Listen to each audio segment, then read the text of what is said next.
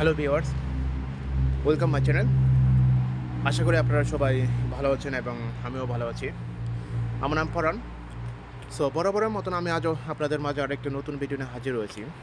তবে আজ আমি আপনাদের মাঝে যে বিষয়টি শেয়ার করবো আসলে যদিও এটি একটি বাস্তব অভিজ্ঞতা এবং বাস্তব অভিজ্ঞতাগুলি আমি শেয়ার করতে সবচেয়ে বেশি পছন্দ করি। তবে আজ আমি আপনাদের মাঝে যে বিষয়টি শেয়ার করব খুবই একটি উৎসাহিত ভিডিও। আর সেটা হচ্ছে যে মাত্র 5 মিনিটে কীভাবে তুর্কির এই ভিসা করা যায়।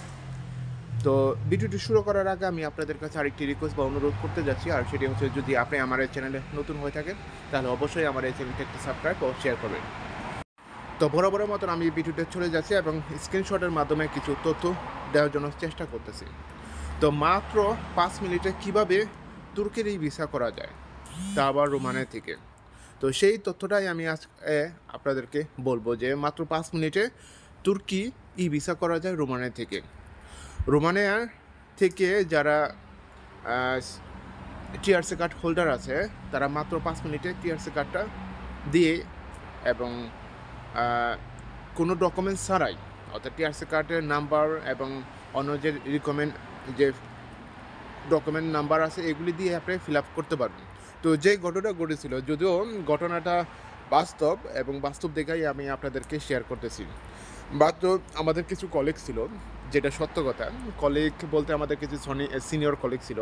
তো আমি অনেকবার চেষ্টা করতেছি যে কিভাবে এই তুর্কির ই ভিসা করা যায় মাত্র $60। আমি অনেকবার চেষ্টা করছি, $60 পাই নাই। কিন্তু আসলে এই তুর্কির ই ভিসা যখন আপনি ওয়েবসাইটে ঢুকবেন তখন দেখবেন যে ওয়েবসাইটের লিঙ্ক অনেক আছে এবং অভাব নাই। যখনই আপনি ফর্ম ফিল আপ করবেন এবং সাবমিট করবেন, হতে পারে $180 আসবে, হতে পারে $120 আসবে, হতে পারে দেখা যাচ্ছে $235 আসবে। ওখানে এমন প্রসেসিং রয়েছে, অর্থাৎ এমন প্রসেসিং সিস্টেমটা রয়েছে, দেখা যাচ্ছে যে 7 দিনের প্রসেসিং আছে, 15 দিনের প্রসেসিং আছে, 28 দিনের প্রসেসিং আছে। এখন সিলেক্ট করতে হয়। তো স্লো যে প্রসেসিংটা আছে সেটা হচ্ছে $60।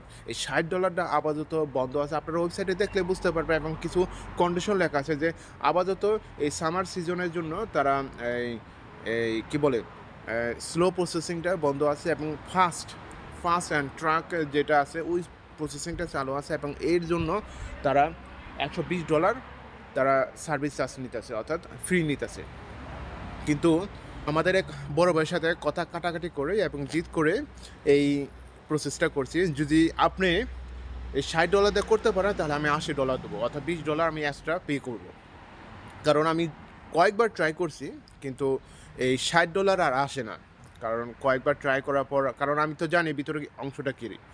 তো যাই হোক, শেষ পর্যন্ত যে জিনিসটা হয়েছে, হইতে পারে তিনি দেখলাম আমার খালি টিআরসির কার্ডের নাম্বারটা দিলাম, পাসপোর্ট নাম্বার এবং সমস্ত কিছু। তো সেই ইনফরমেশন আমার সম্পর্কে জানে, যা যা দরকার, ডেট অফ বার্থ আর যা যা রিকোয়ারমেন্ট দরকার, এগুলি রিকোয়ারমেন্ট পূরণ করার পর তার মাত্র 5 মিনিটও লাগে নাই। আমি এত সহজে কীভাবে তিনি এই তুর্কির ই ভিসাটা করলো। খুবই একটা উত্তেজনা ছিল ওই সময়টার মধ্যে, যদিও কাজ করছি এবং কাজের ফাঁকাফাঁকি কিছু তথ্যগুলো শেয়ার করছি।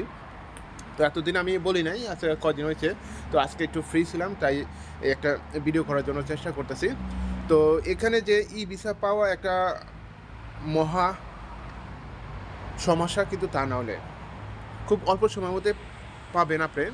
কিন্তু শেষ পর্যন্ত সে $60 দিয়ে করছে, হয়তো পারে ভালো একটা লিঙ্ক পাইছে। আপনি দেখবেন যে ই ভিসা করার জন্য তুর্কির ওয়েবসাইটগুলো তো অনেক আছে। সেম মলদোভাতেও ই ভিসার জন্য ওয়েবসাইটগুলো অনেক আছে। তারা সার্ভিস চার্জ এরকম ব্লা ব্লা বা অনেক দেয়। তো আমি সর্বশেষভাবে যেটা পেয়েছিলাম $180 $120 মধ্যে, কিন্তু ওইটাও আমি করি নাই। কারণ আমার প্ল্যান ছিল যে ডিসেম্বরের দিকে যাব $60 মধ্যে। কিন্তু এখানে কোনো রিকোয়ারমেন্ট ছাড়া, অথবা কোনো ডকুমেন্ট ছাড়াই আপনি সমস্ত কিছুই ফিল আপ করে আপনার ই ভিসা পেতে পারেন মুহূর্তের মধ্যে।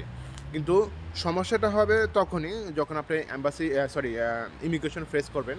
রিকোয়ারমেন্টগুলা আপনার সাথে করে নিয়ে যেতে হবে। সেটা হচ্ছে আপনার হোটেল বুকিং নিয়ে যেতে হবে, রিটার্ন টিকিট নিয়ে যেতে হবে, তারপর হচ্ছে যে টিআরসি কার্ড নিয়ে যেতে হবে এবং কতদিন থাকবেন, এগুলি টুকটাক ভালো প্রশ্ন জিজ্ঞাসা করবে। কারণ আপনার এই ঝামেলামুক্ত ছাড়া, অর্থাৎ ডকুমেন্টস ছাড়াই আপনি ই ভিসাটা পেয়েছেন।